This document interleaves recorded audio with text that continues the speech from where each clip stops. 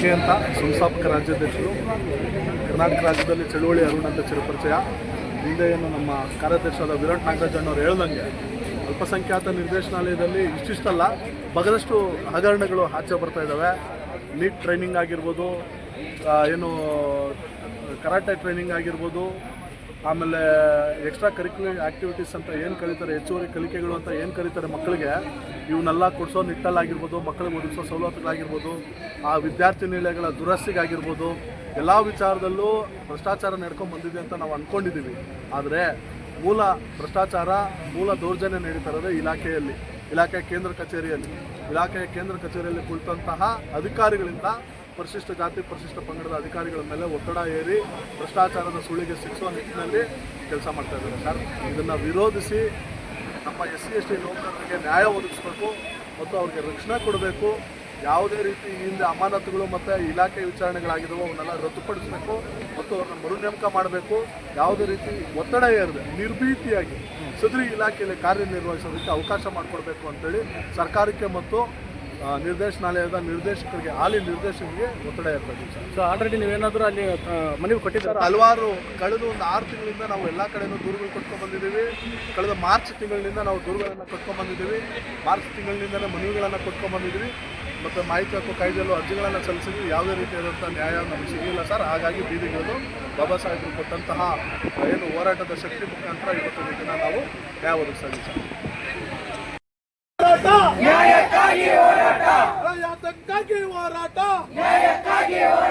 ಅಲ್ಪಸಂಖ್ಯಾತ ನಿರ್ದೇಶನಾಲಯದಲ್ಲಿ SC/ST ಅಧಿಕಾರಿಗಳ ಮೇಲೆ ಏರುತ್ತಿರುವ ದಬ್ಬಾಳಿಕೆಯ ವಿರುದ್ಧ ಹೇಳಿ ಧಿಕ್ಕಾರ. ಕಳೆದ 3 ವರ್ಷದಲ್ಲಿ ಬಳಕೆ ಆಗಿರುವ ಅನುದಾನವನ್ನು ನಿವೃತ್ತಿ ನ್ಯಾಯಮೂರ್ತಿಗಳ ನೇಮಕಾತಿಯಲ್ಲಿ ತನಿಖೆ ಮಾಡಿಸಲೇಬೇಕು. ನಮಗೆ ಬೇಕು, ನಮಗೆ ಬೇಕು. ಬರಲಿ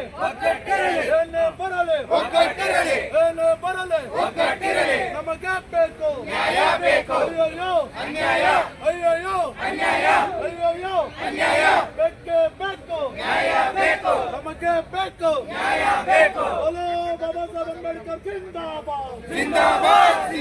ಹಲೋ ಬಾಬಾ ಸಾಹೇಬ್ ಅಂಬೇಡ್ಕರ್ ಜಿಂದಾಬಾದ್.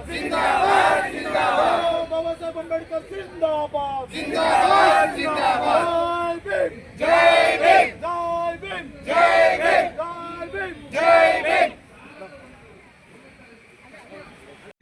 ಅವರು ಸಹ ಇವತ್ತಿನ ದಿನ ಸ್ವಚ್ಛತೆಯಿಂದ ಸ್ವತಂತ್ರವಾಗಿ ಒಂದು ಇಲಾಖೆಯಲ್ಲಿ ಕಾರ್ಯನಿರ್ವಹಿಸೋಕ್ಕಾಗ್ತಾ ಇಲ್ಲ ಅಂದರೆ ಇದಕ್ಕಿಂತ ಶೋಧನೆಯ ಪದ ನಮ್ಗೆ ಏನಿದೆ ನಮಗೆ ಗೊತ್ತಿಲ್ಲ. ಬಾಬಾ ಸಾಹೇಬರು ನಮ್ಗೆ ಸಂವಿಧಾನ ಕೊಟ್ಟಿದ್ದಾರೆ. ಇನ್ನೂ ಆಡಳಿತ ವರ್ಗ ಬಂಡವಾಳಶಾಹಿಗಳು ನಮಗೆ ಸ್ವತಂತ್ರ ಕೊಟ್ಟಿಲ್ಲ ಅನ್ನೋದನ್ನು ಮತ್ತೆ ಮರುಕಳಿಸುವಂತಹ ಇದು ನಮಗೆ ಬಂದಿದೆ. ನಮ್ಮ ಚಳುವಳಿಯ ಕೂಗಿಗೆ ಹೋಗ್ಬಿಟ್ಟು ಬಂದಿದ್ದಾರೆ ಮೇಡಮ್.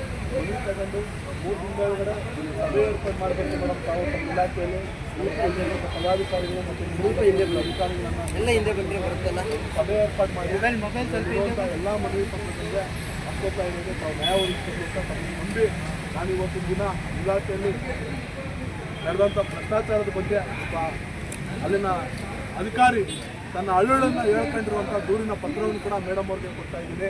ಹಿಂದೆನೂ ಕೊಟ್ಟಿದ್ದೀನಿ, ಇವಾಗಲೂ ಕೊಡ್ತೀನಿ. ಮಾನ್ಯ ಬೃಹತ್ ಕೈಗಾರಿಕಾ ಸಚಿವರು, ಕೇಂದ್ರ ಸಚಿವರಾದಂತಹ ಶ್ರೀ ಕುಮಾರಣ್ಣವರು ಅವರ ಆಪ್ತ ಸಹಾಯಕರ ಮುಖಾಂತರವಾಗಿ ಅಲ್ಲಿ ನಡೆದಂಥ ಹಗರಣಗಳ ಬಗ್ಗೆ ಎಳೆಯಾಗಿ ಬಿಡಿಸಿ ಸರ್ಕಾರದ ಮುಖ್ಯ ಕಾರ್ಯದರ್ಶಿಗಳಿಗೆ ಪತ್ರ ಬರೆದಿರ್ತಾರೆ. ಅದ್ರ ಬಗ್ಗೆ ಸಹ ನಾನು ಮೇಡಮ್ ಅವ್ರಿಗೆ ಅದನ್ನು ಕೊಡ್ತಾ ಇದ್ದೀನಿ. ಅದಾದ ನಂತರ ಇದೊಂದು ಪ್ರಶಾಂತ್ ಅಶೋಕ್ ವರದಿ ಅಂತ ಹೇಳ್ಬಿಟ್ಟು ಸುಮಾರು 19 ಪೇಜ್ ತನ್ನ ಅಳಲನ್ನು ತೋರ್ಕೊಂಡು ದೂರನ್ನ ಬರೀತಾರೆ. 19 ಪೇಜನ್ನು ಅಳಲನ್ನು ತೋರ್ಕೊಂಡು ದೂರನ್ನ ಬರೀತಾರೆ. ಸರ್ಕಾರದ ಪ್ರಧಾನ ಕಾರ್ಯದರ್ಶಿಗೂ ಬರೀತಾರೆ, ಅಲ್ಪಸಂಖ್ಯಾತ ನಿರ್ದೇಶನಾಲಯದ ಕಾರ್ಯದರ್ಶಿಗಳಿಗೂ ಬರ್ತಾರೆ, ನಿರ್ದೇಶಕರು ಬರೀತಾರೆ. ಕಳೆದ 3 ವರ್ಷದಲ್ಲಿ ಇದ್ದಂಥ ಜಂಟಿ ನಿರ್ದೇಶಕರಾಗಿರಲಿ ಯಾವುದೇ ರೀತಿ ಕ್ರಮ ಕೈಗೊಳ್ಳಲ್ಲ. ಹಾಗಾಗಿ ಕಳೆದ ಮಾರ್ಚ್ನಿಂದ ನಮ್ಮ ಗಮನಕ್ಕೆ ಬಂದ ಮೇಲೆ ನಾವು ಇದನ್ನು ಹಂತವಾಗಿ ಹೋರಾಟ ಮಾಡ್ಕೊಂಡು ಬಂದಿದ್ದೀವಿ. ಇನ್ನೂ ಸಹ ನಮಗೆ ಕೊಟ್ಟಾಗಿದೆ ಮೇಡಮ್. ಇದು ನಮ್ಮ ಸಂಸ್ಥೆಯಿಂದ ಒಂದು ಮೇಡಮ್